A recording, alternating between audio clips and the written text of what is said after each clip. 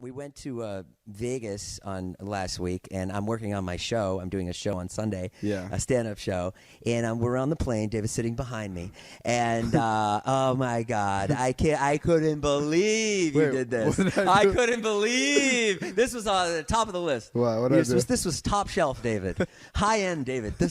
So I'm getting ready for my show. I'm pretty stressed about it. So I'm like, all right, I have stand-up, and then I'm like, I'm gonna fill a lot of time with just stories, because I haven't been doing stand-up. Yeah. So I have like 15 minutes of stand-up, and then I'm trying to come up with like a couple stories.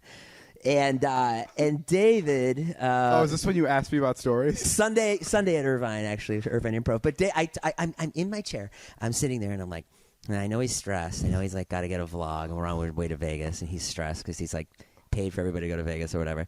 And I'm like, but he is like the best like creative person that I vibe with the best. David is, and he's very funny. I don't think what I did was wrong. I remember when it came out of my mouth, I'm like, it sounds kind of harsh, but like I don't think it's that bad because I genuinely didn't know. So I'm like, I'm not gonna ask him because I'm such a hesitant pussy fuck. And then hesitant pussy fuck. And then I go, that should be your Instagram bio. And then I go, no, you know what? David's my friend. And he likes me, and he wants to see me do well. I'm going to turn around, and I'm going to ask him, can you think of any stories from like our time together that would be good in stand-up? Yeah. So I turn around on the plane, and I go, hey, do you think of any stories that would be good for my stand-up? And you go, you look at me. You're gonna totally twist this. I know exactly how I did it. Okay, I can't think of any at the top of my head. You looked at me. You had a look on your face like, oh my God, this guy thinks I care about him. It's not true. You had a look on your face like this. You were like, oh wow, he actually thinks that I am concerned with him in any way. He thinks that we're friends. No, I looked at you like that because I felt bad that I couldn't think of any stories at the moment. And then he goes, well, probably maybe just go through the podcast like that.